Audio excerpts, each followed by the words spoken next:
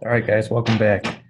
Hopefully, you've had a chance to review the vocabulary, take the vocabulary quiz, and complete the 2 video assignments that were in the classroom as well. Today, we're going to talk about simple interest, which is when interest is used in a loan and it's going to be repaid in a lump sum. So let's dive into some of these notes so you guys can get the formula down and eventually get started on practicing this yourself.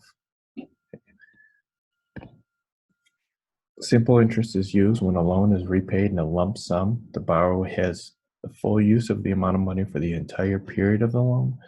Simple interest is commonly used on personal loans,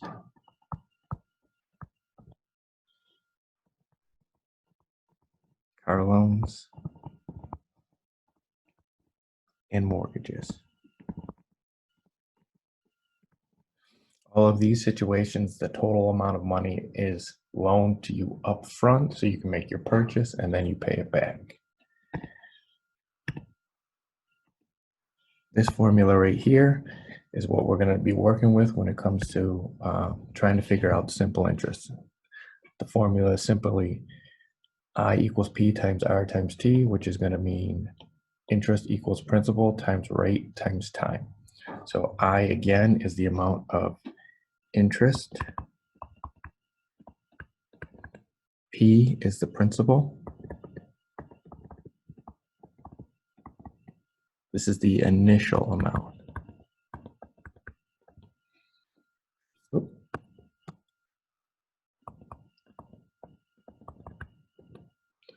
All right, and R is the rate given as a percentage, and then we're going to change it to a decimal. Last but not least, T is the time, must be in years. And when it's not given us to us in years, it may be given to us in months or days. We're going to convert it. We're going to look at that a little bit later, but it's a simple fraction that we switch out the solid number for, and we put in a fraction that represents either the number of months or the number of days. So let's take a look at our first example. We have Nadine here who wants to borrow $900 for 1 year at 12% interest. All right, we need to compute the formula to figure out how much Nadine is actually going to be paying back in interest. So we're going to go back to our formula. I equals P times R times T. In this case, R 900 times 12% converted to a decimal is 0.12. And this is for 1 year. So that is going to be our T. So just if I label these up here, we have our P, we have our R, and we have our T. Okay, now we put that in our calculator. We should get 108. All right, if you got a different number, you might have messed it up. Go back, try it again. But that's how you do simple interest. Example 2 below is Billy. He also wants to borrow $900 at an interest rate of 12%, but the term of his loan here is 3 years, which means Billy's borrowing the same amount of money at the same interest rate as Nadine. However, Billy is borrowing it for 3 years instead of 1.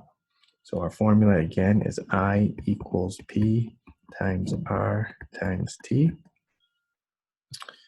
All right, we're going to go ahead and we're going to figure out that that's going to be our P, this is going to be our R, and this is going to be our T. I'm going to go back and I'll label those for you.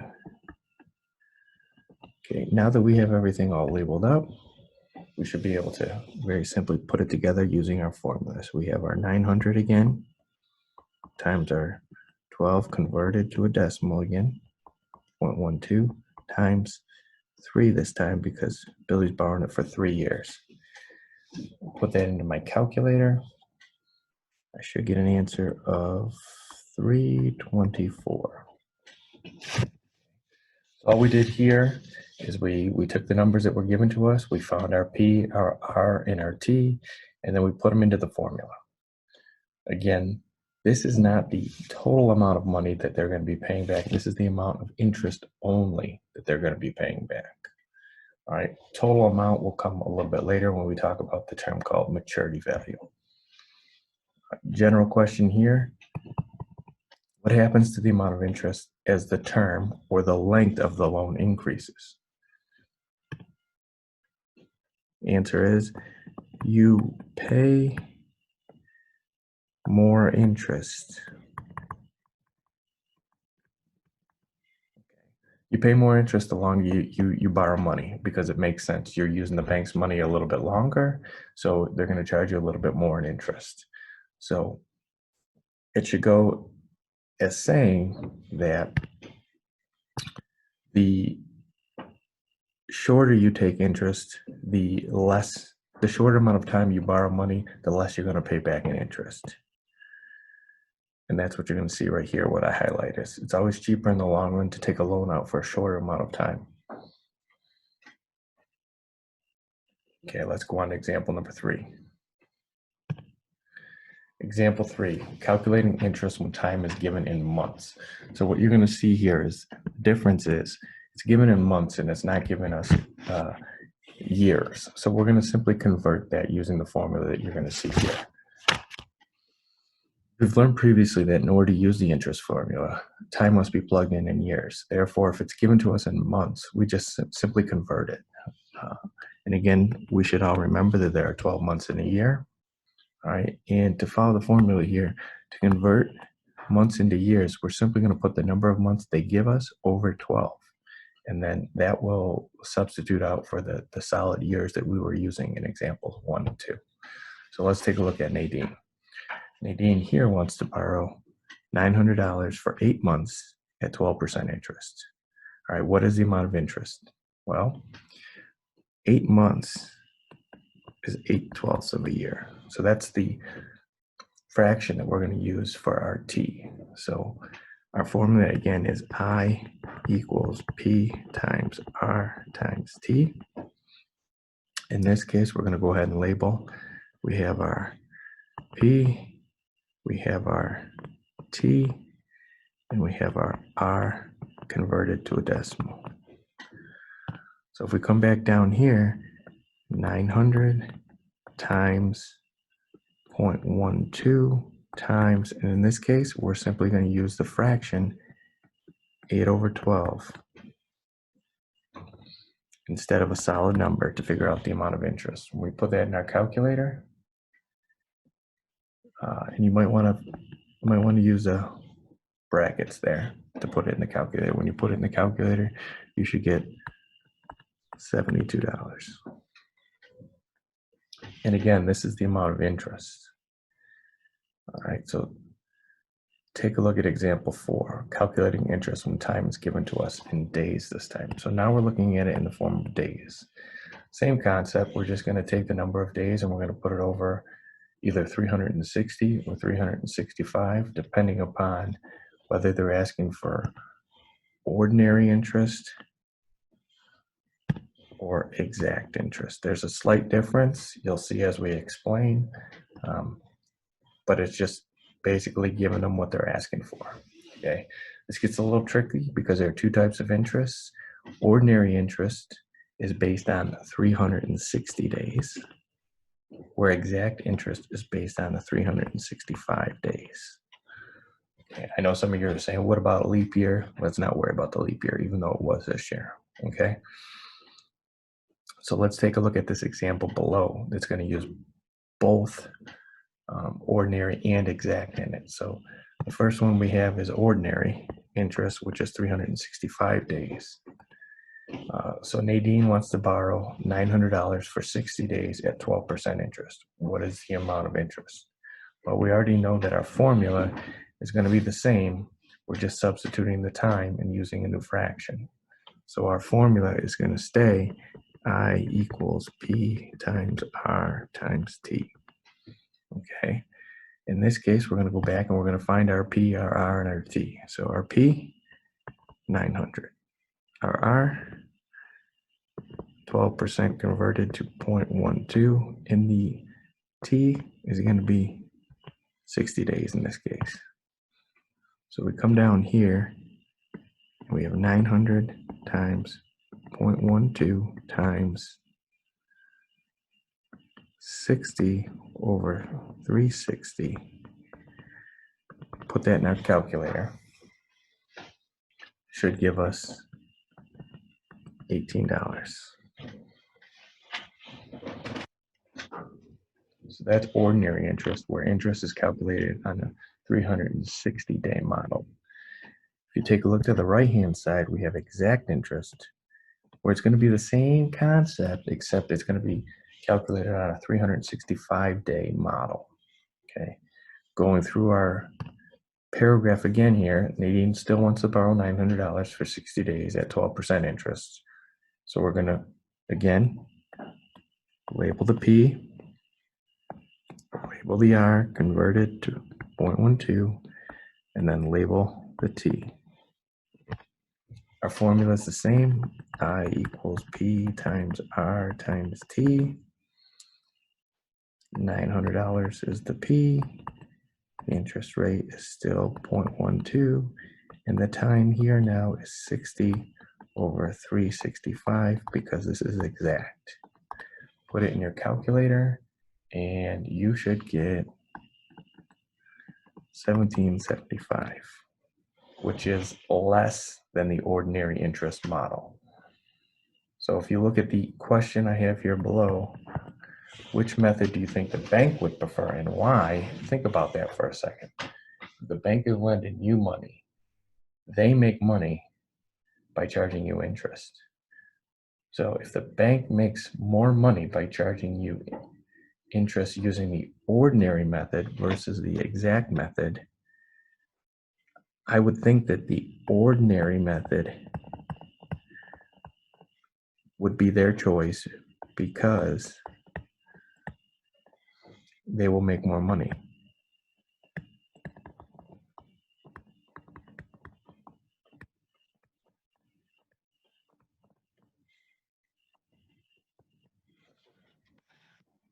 I think we can all agree on that. And again, the difference may not seem like much. However, if you're discussing a business loan with banks for hundreds of thousands of dollars, the difference would be great. Also consider how many loans a bank gives each year. All these small loans will add up over time.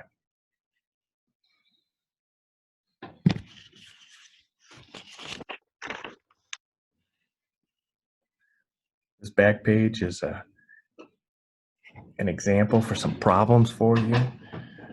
What I'm going to do is I'm going to do the first one in each category, and then I encourage you to pause the video, try some of these on your own, and then come back to the video and see how well you did.